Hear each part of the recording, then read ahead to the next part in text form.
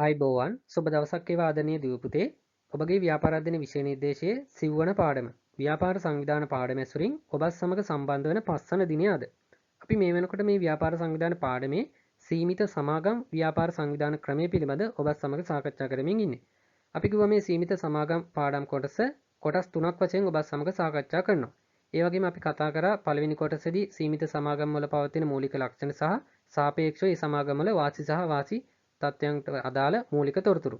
ඒ වගේම දෙවෙනි කොටසේදී කතා කරා සීමිත සමාගම් ක්‍රමයේ පරිපාලනයට අදාළ විෂය කොටස්. ඒ වගේම අද අපි කතා කරන්න බලාපොරොත්තු වෙනවා සීමිත සමාගම් වර්ග පිළිබඳ. ඒ වගේම දුවපතේ ඔබට මතක් කරන්න ඕනේ මේ පාඩමට අදාළ කලින් වීඩියෝ නැරඹීම සඳහා පහළ තියෙන ඩිස්ක්‍රිප්ෂන් කොටසෙන් ඒ යොමු හරහා ඔබට ඒ වීඩියෝ නැරඹීමටත් හැකියාව තියෙනවා. ඒ වගේම ඔබට මේ විෂය සම්බන්ධයෙන් මොනවා හරි ගැටලුවක් තියෙනවා නම් අපගේ Telegram group හරහා සම්බන්ධ වෙලා ඔබට මේ ගැටලු වලට අදාළ විසඳුම් ලබා ගැනීමටත් හැකියාව තියෙනවා. දීපතේ ඔබගේ විෂය නිර්දේශයට අනුව අපි කතා කරමින් ඉන්නේ නිපුණතාංක 4 විවිධ ව්‍යාපාර සංවිධාන වර්ග හා ඒවා විධිමත්ව ආරම්භ කර පවත්වාගෙන යාමේ අවශ්‍යතාවය තහවුරු කරයි. එහෙම නැත්නම් ව්‍යාපාර සංවිධාන පාඩමේ අණු අංක 4 විවිධ වර්ගයේ සංස්ථාපිත සමාගම් හා ඒවායේ ලක්ෂණ සංසන්දනය කරයි. මේ කියන කොටස තමයි ඔබ සමග අපි සාකච්ඡා කරමින් ඉන්නේ.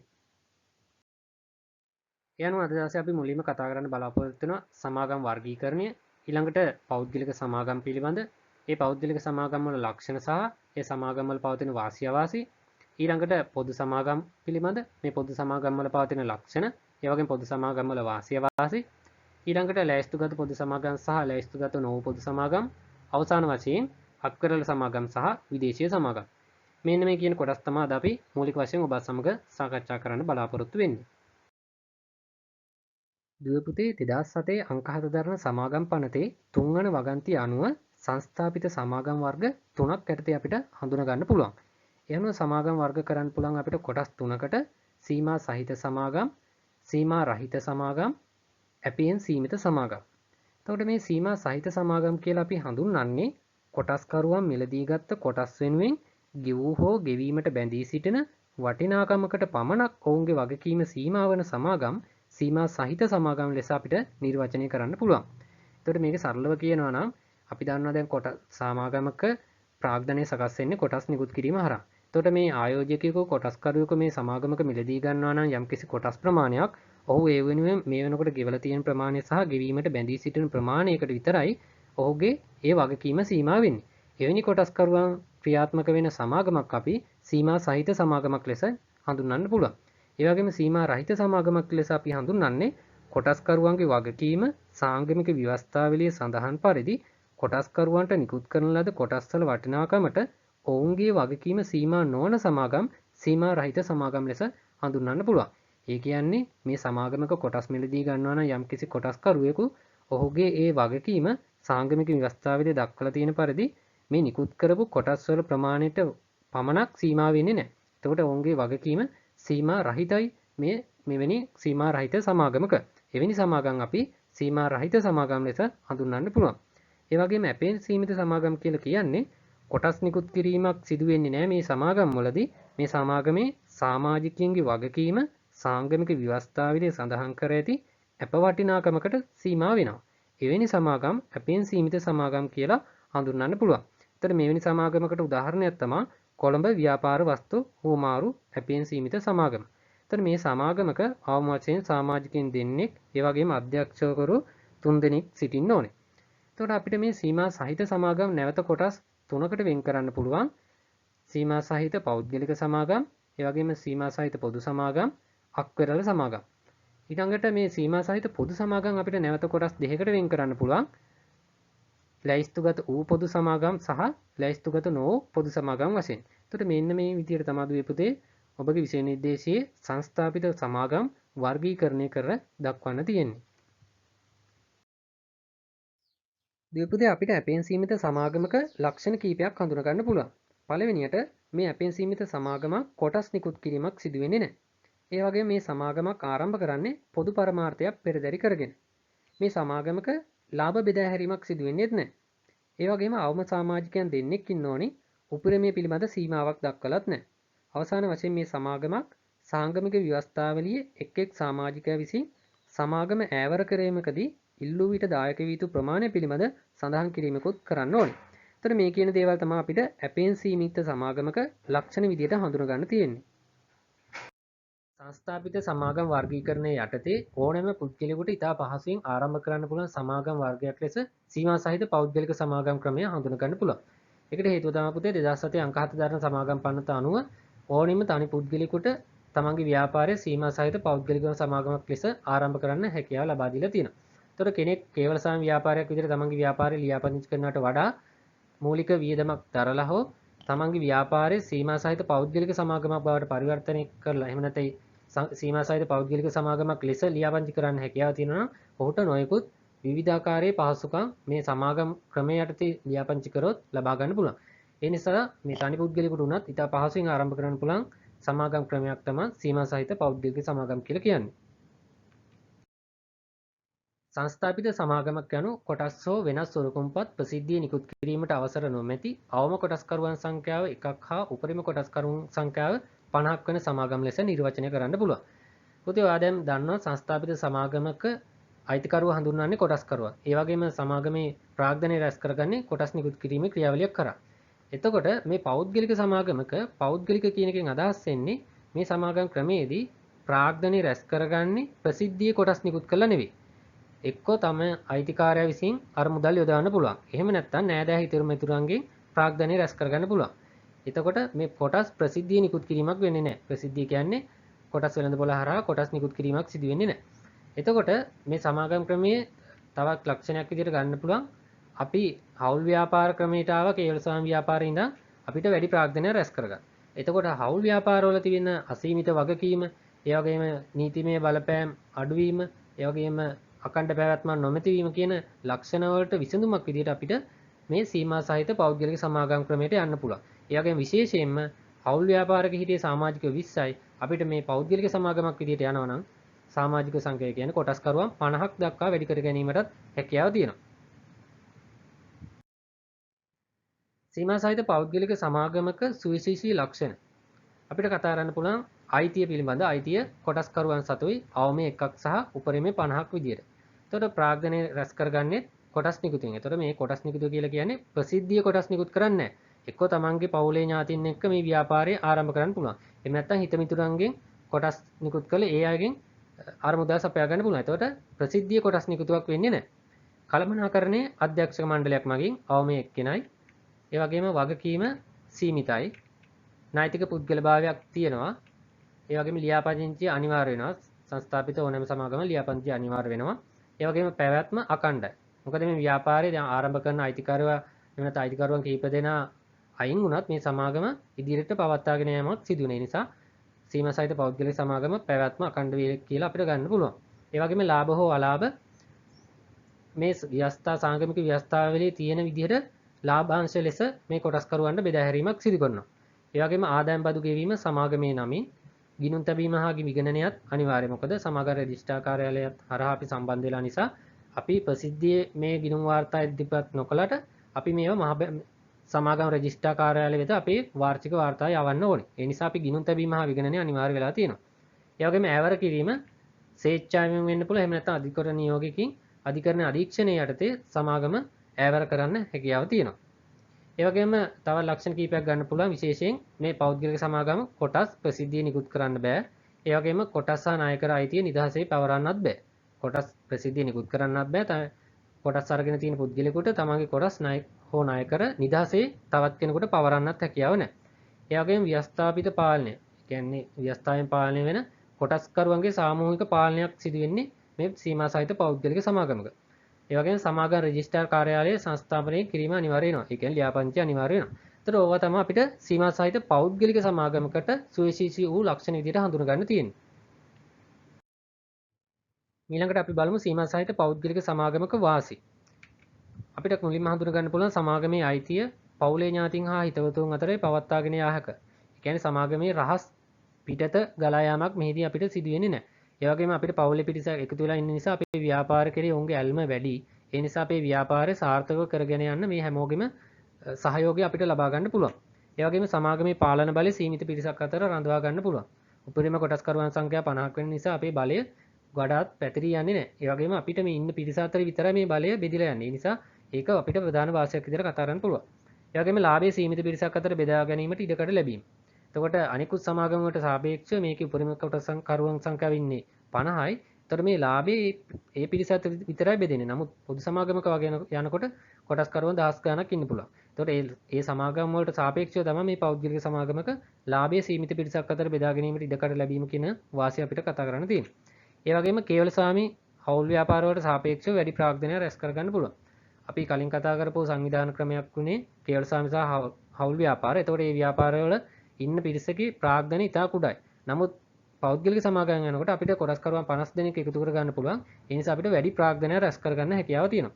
ඒ වගේම නීතිමය පුද්ගලභාවයක් පැවතීම. අපි කේවල සාමි සහ හවුල් ව්‍යාපාර වලට සාපේක්ෂව නීතිමය පුද්ගලභාවයක් මේ සමාගම් ක්‍රමේදී පෞද්ගලික සමාගම් වලට ඇවිත් තියෙනවා. එතකොට ඒක නිසා අපිට නීති ඉදිරියේ අපේ සමාගමේ නමින් පෙනී සිටීමට හැකියාවක් තියෙනවා. ඒ වගේම අඛණ්ඩ පැවැත්මක් හිමීම. අපේ ව්‍යාපාරේ ඉන්න මුල් අයිතිකරුවෝ නොමැති වුණාට අපිට මේ සමාගම ඉදිරියට පවත්වාගෙන යාමට හැකියාවක් තියෙනවා. ඒ වගේම සිසු සමාගම් වලට සාපේක්ෂව නීතිමය බලපෑම් අඩුයි. එතකොට පොදු සමාගම් වගේ ඒවට සාපේක්ෂව මේ පෞද්ගලික සමාගමක තියෙන නීතිමය බලපෑම් අඩුයි. ඊට අමතරව මම කීපයක් මතක් කරන්නම්. අධ්‍යක්ෂක මණ්ඩලය මගින් කළමනාකරණය කිරීම නිසා කළමනාකරණ කාර්යක්ෂමව කරගෙන යාමට හැකියාවක් තියෙනවා. එතකොට මේකේ අපි අයිතිකරුවෝ විදිහට සලකපු කේවල සාම ව්‍යාපාරයේ අයිතිකරුවෝ ඒ වගේම හවුල් ව්‍යාපාරික වගේ නෙවෙයි මේකේ පරිපාලනය එහෙම නැත්නම් කළමනාකරණය කරන්නේ පළපුරුදු අධ්‍යක්ෂකවරු. එතකොට මේ අධ්‍යක්ෂකවරයෙක් කළමනාකරණය කරන නිසා අපේ ව්‍යාපාර කටයුතු කාර්යක්ෂමව කරගෙන යන්න හැකියාව තියෙනවා. ඒ වගේම කොටස්කරුවන් සියලු දෙනාගේ ඒකමතික යෝජනා සම්මතයකින් රැස්වීම පැවැත්වීමෙන් තොරව සමාගමේ බොහෝ කටයුතු ඉටු කරගන්න හැකියාව තියෙනවා. එතකොට සමාගමක විශේෂ රැස්වීම ඒ වගේම වාර්ෂික මහා සභා රැස්වීම වගේ රැස්වීම් හරහා ඡන්දය ප්‍රකාශ කිරීමෙන් තමයි ඒකේ තීන්දුව తీරන ගන්නේ. නමුත් ඉන්න පිරිස සීමිත නිසා ඒ හැමෝගෙම සහයෝගීතාවය එහෙම නැත්නම් රැස්වීමකින් තොරව යෝජනා සම්මත කරගන්න හැකියාව ලැබෙනවා. ඒ වගේම ණය ගෙවීමේ හැකියාව පිළිබඳ පරිශ්‍රණයකින් තොරව සියලු කොටස්කරුවන්ගේ කැමැත්ත මත ලාභාංශ බෙදා ගන්න පුළුවන්. ඒකට සාමාන්‍ය පොදු සමාගම් වගේ නම් ණය ගෙවීමේ හැකියාව. එතකොට කියන්නේ සමාගමේ බාහිර ණය සම්බන්ධයෙන් තියෙන හැකියාව බලලා තමයි ඒ සමාගමේ ලාභාංශ ප්‍රකාශයට පත් කරන්නේ. නමුත් පෞද්ගලික සමාගමක එහෙම බලන්න අවශ්‍යතාවයක් නැහැ. අපිට ඒ වර්ෂයේ ලාභය අනුව අපිට පුළුවන් ලාභාංශ නිකුත් කරන්න. ඒතර ඔය කියන දේවල් තමයි අපිට පෞද්ගලික සමාගමක වාසි විදියට කතා කරන්න තියෙන්නේ. ඒ වගේම සීමා සහිත පෞද්ගලික සමාගමක අවාසි කීපයකුත් අපිට හඳුනා ගන්න පුළුවන්. පළවෙනි එක කොටස්කරුවන් සීමා වීම නිසා වැඩි ප්‍රාග්ධනය රැස් කර ගැනීමට නොහැකි වීම. ඒ කියන්නේ අපි උපරිම කොටස්කරුවන් සංඛ්‍යාව 50කට සීමා වෙලා තියෙන නිසා අපිට පොදු සමාගමකට සාපේක්ෂව ඉහළ ප්‍රාග්ධනය රැස් කර ගැනීමට හැකියාවක් ලැබෙන්නේ නැහැ. ඒ වගේම වර්ණීය කොටස් ණයකර නිකුත් කළ අපිට ණය ප්‍රාග්ධන සම්පාදනය මේ සීමා සහිත පෞද්ගලික සමාගම් වලදී සීමා කරලා තියෙනවා. ඒ වගේම ප්‍රාග්ධනය සපයා ගැනීමට කොටස් ප්‍රසිද්ධිය අලෙවි කරන්න බෑ. එතකොට පෞද්ගලික සමාගමක තියෙන විශේෂ ලක්ෂණයක් තමයි මේ කොටස් ප්‍රසිද්ධිය අලෙවි කිරීමට නොහැකි වීම. එතකොට ඒක මේ පෞද්ගලික සමාගමක තියෙන අවශ්‍යයක් විදිහට තමයි අපි කතා කරන්නේ. ඒ වගේම නීතිමය වශයෙන් පාලනය ඇති සීමා සහිත බව නිසා වංචා ඇති වෙන්න පුළුවන්. එතකොට නීතිමය බලපෑම් ඉතා අවමයි මේ පෞද්ගලික සමාගම් වලදී. ඒ නිසා අපිට මේ සමාගම ඇතුලේ තියෙන වංචා දූෂණ වැඩි වෙන්න පුළුවන්. ඊළඟට කොටස් නිදහසේ පවරන්න හැකියාවක් ලැබෙන්නේ නැහැ. කොටස් අලෙවි කරන්න හැකියාවක් ලැබෙන්නේ නැහැ. ඒ වගේම මේ කොටස් සහිත නිදහසේ පවරන්න බෑ. කියන්නේ ප්‍රසිද්ධිය පැවරීමට හැකියාව ලැබෙන්නේ නැහැ. ඒ වගේම සංස්ථාපනය කිරීම සංකීර්ණ වීම හා ඉහළ පිරිවැයක් දැරීමට සිදු වෙනවා. පොතේ අපි කේවල සාම ව්‍යාපාර හවුල් ව්‍යාපාර වගේ ලියාපදිංචියේදී ඉතාමත් සුළු පිරිවැයක් තමයි දරන්න වෙන්නේ. නමුත් සීමා සහිත පෞද්ගලික සමාගමක් ලියාපදිංචි යනකොට අපිට තරමක් ඉහළ පිරිවැයක් දරලා මේ සංස්ථාපනය කටයුතු සිදු කරන්න වෙනවා. නිසා ඒකත් අපිට පෞද්ගලික සමාගම් ක්‍රමයකට යනවා නම් තියෙන අවශ්‍යක විදිහට තමයි කතා කරන්න තියෙන්නේ. ඊළඟට පරිපාලන වියදම් වැඩිවීම. එතකොට මේකේ ගිණුම් වාර්තා පිළිවෙලට තියාගන්න ඕනේ. එතකොට මේකේ කටයුතු අධ්‍යක්ෂ මණ්ඩලයක් කරා සිදු වෙනවා. ඒ නිසා මේ ආයතනය තුල සමාගම් තුල පෞද්ගලික සමාගම තුල තියෙන පරිපාලන වියදම් තරමක් වැඩි වෙන්න පුළුවන්. කේවල සාමි සහ හවුල් ව්‍යාපාර වලට සාපේක්ෂව. එතකොට මේ කියන දේවල් තමයි අපිට සීමා සහිත පෞද්ගලික සමාගමක අවාසි විදියට කතා කරන්න තියෙන්නේ. සීමා සහිත පොදු සමාගම්. පෞද්ගලික සමාගම් වල තියෙන ඇතැම් දුර්වලතා මගහරවා ගන්න විශේෂයෙන් ඉහළ ප්‍රාග්ධනය රැස් කරගන්න. එතකොට මේකේ කළමනාකරණ කටයුතු සාර්ථකව කරගෙන යන්න. එතකොට කොටස් නිකුත් කිරීමට තියෙන ඒ බාධක කොටස් ප්‍රසිද්ධිය අලෙවි කරන්න නොහැකි වීම, ඒ වගේම කොටස් නිදහසේ පැවරීමට නොහැකි වීම කියන මේ ප්‍රධාන ගැටලු වලට විසඳුමක් විදිහට තමයි මේ සීමිත පොදු සමාගම් කියන සමාගම් ක්‍රමය ඇතිලා තියෙන්නේ. එතකොට මේ පෞද්ගලික සමාගම් වලට වඩා ඉහළ විශාල පරිමාණ ව්‍යාපාර ක්‍රම බිහි වෙන්න ප්‍රධාන හේතුව තමයි මේ සීමිත පොදු සමාගම් හරහා විශාල ප්‍රාග්ධනය රැස් කර ගැනීමට හැකියවීම. සීමිත පොදු සමාගමක් යනු කොටස් හෝ වෙනස් සුරුකුම්පත් ප්‍රසිද්ධිය නිකුත් කිරීමට අවසර ඇති ඒ වගේම අවම කොටස්කරුවන් සංඛ්‍යාව එකක් හා උපරිමයේ සීමාවක් නොමැති සමාගම් වේ. කොටස් හෝ වෙනස් සුරුකුම්පත් ප්‍රසිද්ධිය නිකුත් කිරීමට අවසර ඇති අවම කොටස්කරුවන් සංඛ්‍යාව එකක් හා උපරිමයේ සීමාවක් නොමැති සමාගම් සීමිත පොදු සමාගම් ලෙස අපිට නිර්වචනය කරන්න පුළුවන්. එතකොට මේ පොදු සමාගමක තියෙන විශේෂිතම ලක්ෂණ දෙක තමයි මේ සීමිත පොදු සමාගමේ තියෙන කොටස් ප්‍රසිද්ධිය නිකුත් කරන්න පුළුවන්. ඒ වගේම කොටස් අයිතිය නිදහසේ පවරන්න පුළුවන්. ඊළඟට ප්‍රධාන ලක්ෂණයක් විදිහට කොටස්කරුවන් සංඛ්‍යාව එකක් හා උපරිමයේ සීමාවක් නොමැති වීම. එතකොට අපි පෞද්ගලික සමාගමන් නිර්වචනය කරන කොට ඉදිරිපත් කරපු නිර්වචනයේම පොඩි වෙනස්කම් කීපයක් කරලා තමයි මේ පොදු සමාගමක නිර්වචනයක් අපි සකස් කරගෙන තියෙන්නේ. ඊළඟට බලමු දුපතේ සීමිත පොදු සමාගමක් හඳුනා ගන්න පවතින සුවිශේෂී ලක්ෂණ මොනවාද? අයිතිය කොටස්කරුවන් සතුයි අවම එක්කෙනෙක් සහ උපරිමයේ සීමාවක් නැහැ. ප්‍රාග්ධනය කොටස් නිකුත් කිරීමෙන් තමයි ප්‍රාග්ධනය රැස් කරගන්නේ. ඒ වගේම කළමනාකරණයේ අධ්‍යක්ෂක මණ්ඩලයක් මගින් අවමයේ දෙන්නෙක් ඉන්න ඕනේ. වගකීම සීමිතයි. ඒ වගේම නෛතික පුද්ගලභාවයක් පවතිනවා. ලියාපදිංචි අනිවාර්යයි. ඒ වගේම පැවැත්ම අඛණ්ඩයි. එතකොට මේ කියන ලක්ෂණත් අපි කලින් කතා කරපු පෞද්ගලික සමාගම් වල පවතින ලක්ෂණම තමයි මෙතනත් අපිට තියෙන්නේ. ඒ වගේම ලාභ හෝ අලාභ ලාභාංශ වශයෙන් ප්‍රකාශයට පත් කරනවා. එතකොට මහා සභා රැස්වීමේ ඒ ලාභාංශ ප්‍රකාශයට පත් කිරීම කොටස්කරුවන්ගේ ඡන්දය අනුව තමයි තීරණය වෙන්නේ. ඊළඟට ආදායම් බදු ගෙවීම සමාගම නමින් ගිණුම් තැබීම හා විගණනය අනිවාර්යයි. අවසාන වශයෙන් ඈවර කිරීම ස්වේච්ඡාවෙන් අධිකරණ නියෝගයකින් හෝ අධිකරණ අධීක්ෂණය යටතේ සමාගමක් ඈවර කරන්න පුළුවන්. ඒ වගේම සීමිත පොදු සමාගමක විශේෂිත ලක්ෂණ කීපයකුත් අපිට හඳුනා ගන්න පුළුවන්.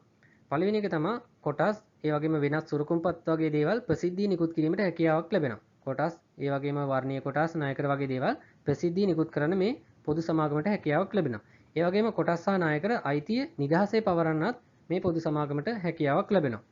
ඒ වගේම ව්‍යවස්ථාපිත පාලනය කොටස්කරුවන්ගේ සාමූහික පාලනයක් තමයි මේ පොදු සමාගමක අපිට දකින්න ලැබෙන්නේ. ඒතර ව්‍යවස්ථාවෙන් පාලනය කරන්න ඕනේ අදාළ විධි විධාන පනවලා තියෙන. ඒ වගේම කොටස්කරුවන්ගේ ඡන්දය ප්‍රකාශ කිරීම හරහා කොටස්කරුවන්ගේ සාමූහික පාලනයක් මේ පොදු සමාගමක අපිට දැක ගන්න පුළුවන්. ඒ වගේම සෑම සමාජිකයෙකුටම ඔහු දරන කොටස් ප්‍රමාණයට අනුව ඡන්ද බලය හිමි වෙනවා. එතකොට මේ සමාගම පොදු සමාගමක එක කොටස්කරුවෙක් දරන කොටස් සංඛ්‍යාව අනුව ඒ කොටස් හිමියට ඡන්ද බලය හිමි වෙලා තියෙනවා. ඒ වගේම ලාභාංශ ගෙවීමට පෙර ණය ගෙවීමේ හැකියාව පිළිබඳ පරීක්ෂණයක් කළ යුතු වීම. එතකොට පොදු සමාගමක් කියන එක නීතිමය බලපෑම් වැඩි. ඒ වගේම සමාගම් රෙජිස්ට්‍රාර් කාර්යාලය හරහා දැඩි අධීක්ෂණයකට යටත් වෙනවා. එතකොට මේකේ මේ වගේ සමාගමක ලාභාංශ ප්‍රකාශයට පත් කරනකොට පළමුවෙන්ම ණය ගෙවීමේ හැකියාව පිළිබඳ පරීක්ෂණයක් කරන්න ඕනේ. ඉන් පසුව තමයි මේ සමාගමේ ඉන්න කොටස්කරුවන්ට ඒ වර්ෂවල ලාභාංශ ගෙවීමේ හැකියාව අනුව ලාභාංශ ගෙවන ප්‍රතිශතය තීරණය කරන්නේ. එතකොට මේ දේවල් තමයි අපිට සීමිත පොදු සමාගමක පවතින විශේෂිත ලක්ෂණ විදිහට හඳුනා ගන්න තියෙන්නේ. ඊළඟට අපි බලමු සීමා සහිත පොදු සමාගම් ක්‍රමයක තියෙන වාසි සහගත තත්ත්වයන් මොනවාද? පළවෙනි එක තමයි විශාල ප්‍රාග්ධනය රැස් කරගන්න හැකියාව තියෙනවා. සීමා සහිත පෞද්ගලික සමාගම් වලට සාපේක්ෂව අපිට විශාල ප්‍රාග්ධනයක් මේ පොදු සමාගම් ක්‍රමයේදී රැස් කරගන්න පුළුවන්. ඒ වගේම වගකීම සීමිතයි, අඛණ්ඩ පැවැත්මක් පවතිනවා, නෛතික පුද්ගලභාවයක් තියෙනවා, ණය ප්‍රාග්ධනය ලබා ගැනීමේ පහසුව. මේ කියන්නේ අපිට සීමිත පොදු සමාගමක් කියලා කියන්නේ විශාල පරිමාණයේ ව්‍යාපාරය. ඒතර මේ ව්‍යාපාරයට ණය ගෙවන්න තියෙන ආපසු ණය ගෙවීමේ හැකියාව ඉහළයි. ඒතර ඒ නිසා ඒ හේතුව නිසා අපිට මේ සමාගම් වලට විවිධ මූල්‍ය ආයතන වලින් ණය ලබා ගන්නකොට ඒ ණය ලබා ගැනීමේ තියෙන ක්‍රියාවලිය පහසුවෙන් කරගන්න හැකියාවක් ලැබෙනවා. ඒ වගේම කොටස් අයිතිය නිදහසේ පවරන්න පුළුවන්. ඊළඟට කොටස් වෙළඳ පොලේ ලැයිස්තුගත සමාගමක් බවට පත් වෙන්න පුළුවන්. ඒතර කොටස් වෙළඳ පොලේ ලැයිස්තුගත වෙනවා නම් ඒ සමාගම අනිවාර්යයෙන් පොදු සමාගමක් වෙන්න ඕනේ. එතකොට පොදු සමාගමක් වීම නිසා මේ පොදු සමාගම ක්‍රමේ වාසියක් විදිහට අපිට මේ කොටස් වෙළඳ පොලට පිවිසිලා ලැයිස්තුගත සමාගමක් බවට පත් වෙන්න පුළුවන්. ඒ නිසා අපිට තවත් විශාල ප්‍රාග්ධනයක් රැස් කරගන්න පුළුවන් මේ විදිහට කොටස් වෙළඳ පොලේ ලැයිස්තුගත වුණොත්. ඒ වගේම මහා පරිමාණ ව්‍යාපාරවල නියුක්ත වීමෙන් ආර්ථික පිරිමැසුම් ළඟා කරගන්න පුළුවන්. ඔබ ආර්ථික විද්‍යාවේදීත් ඉගෙන ගන්නවා ව්‍යාපාරයක් මහා පරිමාණ පිරිමැසුම් ළඟා කරගන්නකොට ඒ ව්‍යාපාරයේ ආර්ථික පිරිමැසුම් ළඟා කරගන්න පුළුවන්. එතකොට මේ පොදු සමාගම් විශාල වෙන තරමට අපිට මේකෙන් ආර්ථික වශයෙන් මේ ව්‍යාපාරය සාර්ථකව කරගෙන යන්න හැකියාව ලැබෙනවා. ඊට අමතරව අධ්‍යක්ෂක මණ්ඩලයක් මගින් කළමනාකරණය කටයුතු සිදු කරන නිසා අපිට මේ ව්‍යාපාරවල වංචා දූෂණ ඉතාමත්ම අවම තත්ත්වයක පවතින ලෙස තහවුරු කරගන්න හැකියාව තියෙනවා. ඒ වගේම දක්ෂ කළමනාකරුවන් ඉහළ වැටුප් යටතේ බඳවාගෙන ව්‍යාපාර කටයුතු කරගෙන යන්න හැකියාව තියෙනවා. එතකොට මේකේ තියෙන වාසියක් තමයි අපේ ව්‍යාපාර කටයුතු සාර්ථක කරගන්න ඉහළ දක්ෂ කළමනාකරුවන් අපිට තෝරා බේරාගෙන අපේ ව්‍යාපාර සාර්ථක මෙහෙවන්න ඔවුන්ව අපිට සේවකයන් හැටියට යොදා ගන්න පුළුවන්. මේ කියන දේවල් තමයි අපිට සීමා සහිත පොදු සමාගමක් ක්‍රමයක තියෙන වාසි විදියට කතා කරන්න තියෙන්නේ. ඒ වගේම අපිට සීමා සහිත පොදු සමාගමක පවතින අවාසි කිහිපයකුත් හඳුනා ගන්න පුළුවන්. පළවෙනි එක ආරම්භක හා පරිපාලන වියදම් ඉහළ යාම. පෞද්ගලික සමාගමකට සාපේක්ෂව ආරම්භ කිරීමේ වියදම් හා සමාගම පවත්වාගෙන යන දරන පරිපාලන වියදම් ඉහළ තත්ත්වයක පවතින මේ පොදු සමාගම් ක්‍රමයක. ඒ වගේම නීතිමය බලපෑම් අධික වීම, ලාභයේ වැඩි පිරිසක් අතර බෙදී යාම. අපි කතා කර පෞද්ගලික සමාගමක නම් උපරිම කොටස්කරුවෝ 50යි. නමුත් පොදු සමාගමක උපරිම කොටස්කරුවන් සංඛ්‍යා සීමාවක් නැති නිසා අපේ ලාභය වැඩි පිරිසක් අතර බෙදා යාම අපිට අවශ්‍යයි. ඒ වගේම ආරම්භ කිරීමට සංකීර්ණ ක්‍රියාදාමයක් අනුගමනය කළ යුතු වීම. සාපේක්ෂව පෞද්ගලික සමාගමට සාපේක්ෂව මේ පොදු සමාගමක් ආරම්භ කරන්න දරන්න වෙන ක්‍රියාවලිය ඉතාමත් සංකීර්ණ තත්ත්වයක පවතී. ඒ වගේම තීරණ ගැනීම ප්‍රමාද වීම. එතකොට මේකේ ඉන්න කොටස්කරුවන් සංඛ්‍යාව විශාල නිසා මේ සමාගමකට ගන්න තියෙන වැදගත් තීරණයක් ගන්නකොට ඒ තීරණේ ගන්න යන කාලය මේ පොදු සමාගමක ඉහළයි. ඒ නිසා අපිට ඒක වවාසියක් විදිහට තමයි හඳුනා ගන්න තියෙන්නේ. ඒ වගේම වෙනස් සමාගමක පරිපාලිතය බවට පත්වීමේ ඉඩකඩ වැඩි වෙනවා. එතකොට අපේ සමාගමේ පවතින ඇතැම් දුර්වලතා නිසා අපිට ඇතැම් අවස්ථාවකදී වෙනත් විශාල පරිමාණයේ ව්‍යාපාරයක පරිපාලිත සමාගමක් බවට පත් වෙන්න පුළුවන්. එතකොට ඒක අපේ සමාගමේ පවතින අධ්‍යක්ෂක මණ්ඩලයේ දුර්වලතාවයක් හේතු කොටගෙන අපිට ඇතැම් විට අපේ ව්‍යාපාරය වෙනස් සමාගමක මගින් පාලනය වෙන පරිපාලිත සමාගමක් බවට පත් වෙන්න පුළුවන්. එතකොට ඒක මේ සමාගම ආරම්භ කරපු කොටස්කරුවන්ට අත්වන අවාසි සහගත තත්ත්වයක් විදිහට තමයි අපි සලකන්නේ. ඒ වගේම කළමනාකරණයේ සංකීර්ණ වීම හා දුෂ්කර වීම. එතකොට මේ පොදු සමාගමක් කියන්නේ විශාල පරිමාණයේ ව්‍යාපාරයක්. එතකොට මේ ව්‍යාපාරයේ කළමනාකරණය කිරීම ඉතාමත් සංකීර්ණයි. ඒ වගේම දුෂ්කර කාර්යයක් විදිහට අපිට අත්විඳින්න සිදු වෙනවා. ඒ වගේම අලාභ ඒ වගේ අලාභ කියන්නේ පාඩු ව්‍යාපාරයේ තුලම රැඳෙනවා. එතකොට ඒකත් ව්‍යාපාරයට දරන්න වෙන අවාසිදායක තත්ත්වයක්. ඒ වගේම සමීප සුපරීක්ෂණයට ලක්වීම. එතකොට විශේෂයෙන් සමාගම් රෙජිස්ට්‍රාර් කාර්යාලය හරහා ඒ වගේම කොටස් වෙළඳපොළ විනිමය කොමිෂන් සභාව ඒ වගේ දේවල් වල නිරන්තරයෙන් මේ අධිශ්‍රණයට ලක් වෙනවා මේ පොදු සමාගම. ඒ නිසා අපි එක කතා කරා නීතිමය බලපෑම් වගේ දේවල් වැඩි. ඒතර මේ කියන දේවල් තමයි අපිට පොදු සමාගම් ක්‍රමයක පවතින අවාසි විදියට හඳුනා ගන්න තියෙන්නේ. ද්විපුතේ පොදු සමාගම් අපිට ප්‍රධාන වශයෙන් ලැයිස්තුගත පොදු සමාගම් සහ ලැයිස්තුගත නොවු පොදු සමාගම් වශයෙන් වර්ග දෙකකට වෙන් කරන්න පුළුවන්. එතකොට කොළඹ කොටස් හුවමාරුවේ ලැයිස්තුගත වූ පොදු සමාගම් අපි ලැයිස්තුගත පොදු සමාගම් එහෙම නැත්නම් මිල කළ සමාගම් වශයෙන් හඳුන්වනු ලබනවා. එතකොට මෙවැනි සමාගම් වලට කොළඹ කොටස් හුවමාරුවේ ලියාපදිංචි වෙලා ඒ සමාගම් වල කොටස් නැවත අලෙවි කර ගැනීමට එහෙම නැත්නම් කොටස් ගනුදෙනු සිදු කර ගැනීමට හැකියාව ලැබෙනවා. එතකොට මෙවැනි සමාගම් වලට මේ කොටස් වෙළඳපොලේ ලියාපදිංචි හරහා විශාල ප්‍රතිලාභ ප්‍රමාණයක් අත්කර ගැනීමටත් හැකියාව ලැබෙනවා. දුවපුතේ කොළඹ කොටස් හුවමාරුවේ පොදු සමාගමක් ලැයිස්තුගත පොදු සමාගමක් බවට පත් වුණොත් ඒ සමාගමට ප්‍රතිලාභ රාශියක් අත්කර ගන්න අවස්ථාව ලැබෙනවා. ඒ අතර කොටස් නිකුත් කිරීම හරහා ප්‍රාග්ධනය වර්ධනය කරගන්න අවස්ථාව ලැබෙනවා. ඒ වගේම ආරම්භක කොටස් හිමියන්ට මුල් ආයෝජකයන්ට සේවක කොටස් හිමියන්ට තමන්ගේ කොටස් නැවත අලෙවි කර ගැනීමට අවස්ථාව ලැබෙනවා. කොටස් සඳහා ද්විතීයික වෙළඳපොළක් නිර්මාණය කරගන්නත් පුළුවන්. ඒ වගේම ඇල්මැති පාර්ශ්වයන්ට රැකවරණ ඇතිවීම හා විශ්වාසී ඉහළ නංවා ගැනීමටත් හැකියාව ලැබෙනවා. අරමුද රැස් කර ගැනීමේ පිරිවැය අඩු කර ගැනීමටත් හැකියාව ලැබෙනවා. කොටස් සඳහා වටිනාකමක් නිර්මාණය කර ගැනීමටත් හැකියාව ලැබෙනවා. ඒ වගේම සමාගමේ කීර්ති නාමය හා ප්‍රතිරූපය වර්ධනය කර ගැනීමටත් අවස්ථාව උදා වෙනවා. ඒ වගේම සමාගම ගැන ප්‍රසිද්ධියක් ලැබෙන අතර සමාගමේ පිළිබඳ බාහිර පාර්ශ්වයන් දැනුවත් කර ගැනීමටත් හැකියාව ලැබෙනවා මේ විදිහට කොළඹ කොටස් හුවමාරුවේ ලියාපදිංචි වුණොත්. ඒතර මේ කියන දේවල් තමයි පොදු සමාගමක් කොළඹ කොටස් හුවමාරුවේ ලියාපදිංචි වුණොත් ඒ සමාගමට අත්කර ගන්න පුළුවන් ප්‍රතිලාභ විදිහට අපිට හඳුනා ගන්න තියෙන්නේ. පොදු සමාගම් වර්ග කරන්න පුළුවන් ඊළඟ ක්‍රමය තමයි ලැයිස්තුගත නොවු පොදු සමාගම්.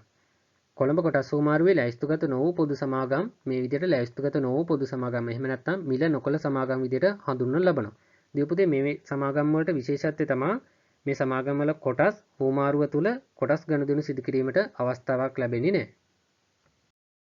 අක්වෙරළ සමාගම් යම් රටක සමාගමක් ලෙස සංස්ථාපනය කර එම රටින් පිටත ව්‍යාපාර කටයුතු සිදු කරන සමාගම් අක්වෙරළ සමාගම් ලෙස හඳුන්වන්න පුළුවන්. එතකොට මෙවැනි සමාගම් ඒ සමාගම් සංස්ථාපනය කරපු රටේ වගේම ව්‍යාපාර කටයුතු සිදු කරන රටේ සමාගම් පනත අනුව ලියාපදිංචි සිදු කිරීම අවශ්‍ය වෙනවා. ඒ වගේම තමයි දුවේ පුතේ වෙනත් රටක සංස්ථාපනය කරපු සීමිත සමාගමක් ශ්‍රී ලංකාවේ ලියාපදිංචි කරලා වෙනත් රටක ව්‍යාපාර කටයුතු සිදු කරනවා නම් ඒවාද අක්වෙරළ සමාගම් විදිහට අපිට හඳුන්වන්න පුළුවන්. උදාහරණයක් විදිහට ශ්‍රී ලංකාවේ සමාගමක් සිංගප්පූරුවේ ව්‍යාපාර කටයුතු සිදු කිරීම සඳහා ශ්‍රී ලංකාවේදී සංස්ථාපනය කිරීමත් ඒ වගේම සිංගප්පූරුවේදී ලියාපදිංචි කර ව්‍යාපාර කටයුතු සිදු කිරීමත් උදාහරණයකට ගන්න පුළුවන්. එතකොට එවැනි උදාහරණයකට අපිට ප්‍රායෝගිකව ගන්න පුළුවන් ඒසියා පැසිෆික් සමාගම. එතකොට ඒ වගේ සමාගම් අපිට ප්‍රායෝගික අක්වෙරළ සමාගම් විදිහට උදාහරණ ගන්න පුළුවන්. එතකොට අක්වෙරළ සමාගමක් කියලා අපි හඳුන්වන්නේ යම් සමාගමක් සංස්ථාපනය කරලා යම්කිසි රටක ඒ රටින් පිටත ව්‍යාපාර කටයුතු සිදු කරන සමාගම් අක්වෙරළ සමාගම් විදිහට හඳුන්වන්න පුළුවන්.